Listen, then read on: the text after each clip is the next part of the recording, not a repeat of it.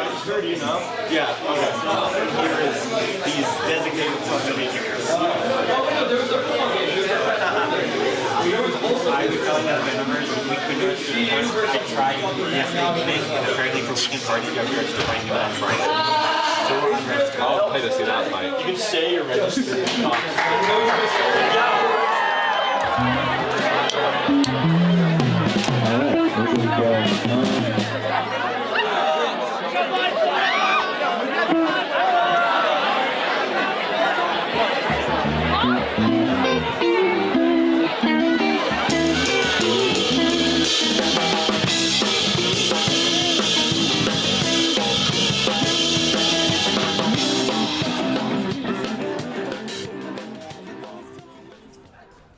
What was the moment like when y'all realized people would actually show up?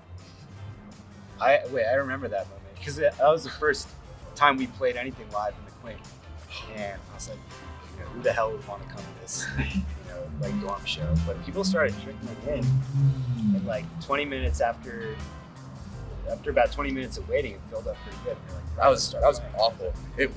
Our first show, we were supposed to start at 7 p.m. and it was 7 p.m. and there was literally nobody there. Like it was literally just the band. I don't even think Evan's roommates were there. And it did fill up towards the end and we had a good crowd there. But I was like, dude, we might have to not do this. Like this is awful. I think that moment for me was that house show that we played where we filmed the TikToks. I remember the whole week up until then, we were like, Friday it's gonna be 15 degrees, it's gonna be snowing, like we should cancel on this. We weren't gonna get paid for anything. Like it was kind of far too. It was a little bit far, and we got there and there wasn't really anybody there for like a little bit. We felt bad for the band opening for us, but surely enough, like a ton of people showed up, and it was probably one of the biggest shows we played.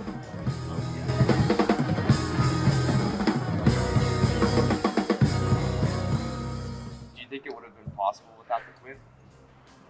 I think about that sometimes. Possible, but very challenging. I'd say that's what kind of set us apart was people saw, doing these cool dorm shows. It gave us, when you're a band that's just starting out, it's really hard to get booked at places.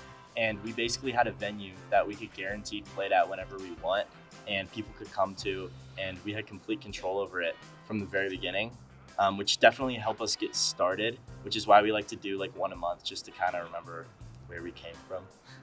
But All those months ago. yeah. Only like 5 months. How long did it take y'all to book your first gig?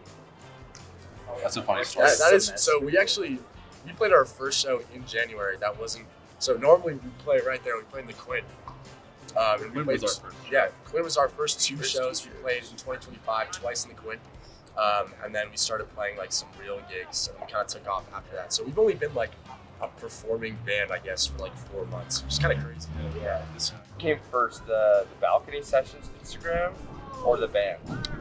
The band came first. We started playing in the Quint, and then I had Moto come up one day just to kind of run some songs. There was some stuff I had in mind. I feel like it'd be really cool to record some of this.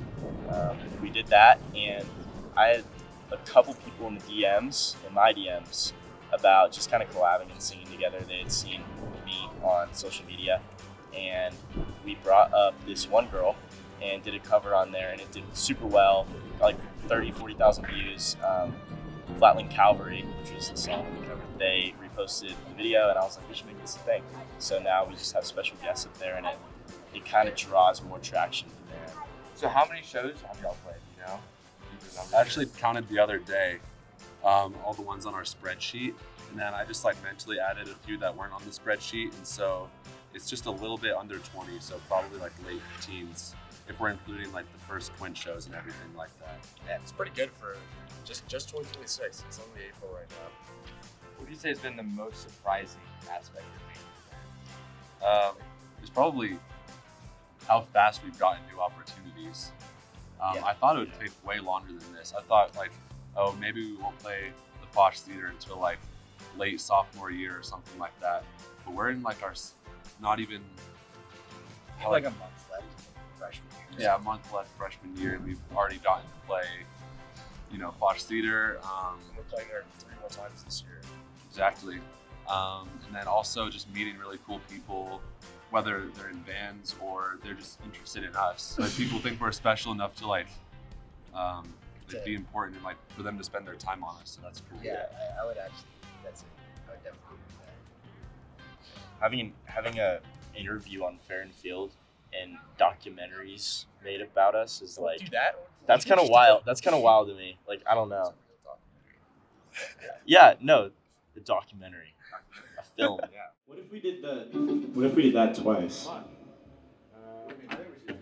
Once. One? Okay.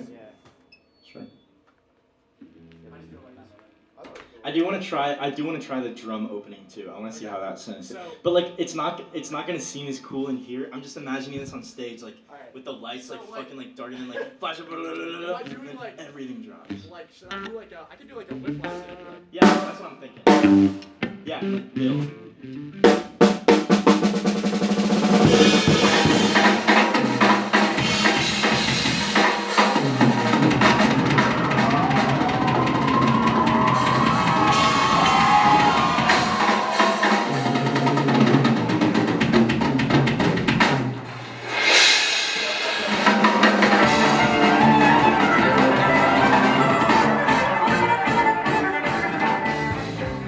How do you guys feel about the house show?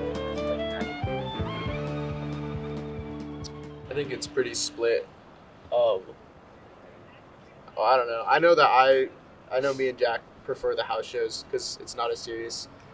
You can make mistakes, and it's just more of just like performing for your friends.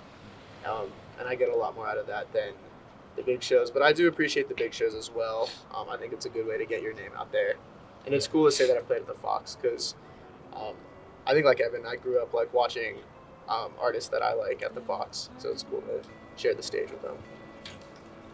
I really like being able to do both. I wouldn't want to do just one or the other. I think doing both is awesome. Just like the house shows are a break from the serious shows, and the serious shows are like a break from the house shows. It's really nice. Yeah, and you get paid for serious That's shows. true.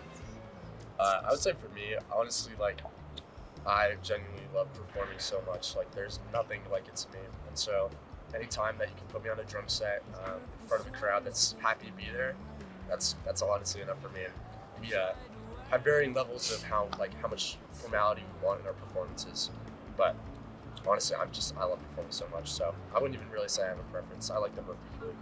I'd say it's the amount of people that you play for. That's what really determines a gig for me. Is like, I'd rather play a house show in front of 300 people than a Fox show in front of 30 people. But if there were 200 people there regardless, I'd say I'd choose the Fox.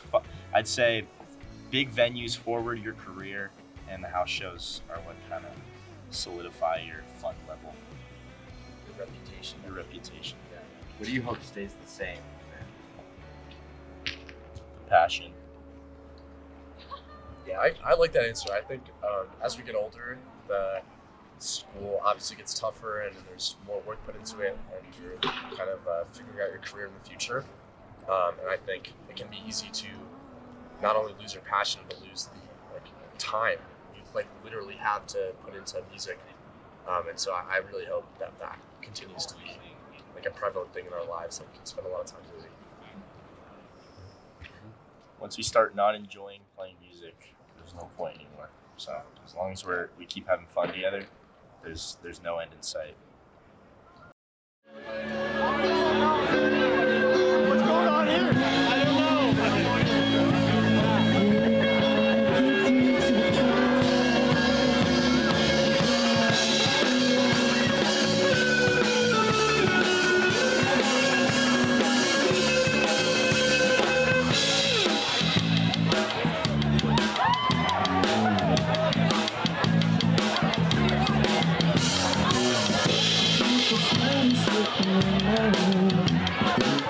It's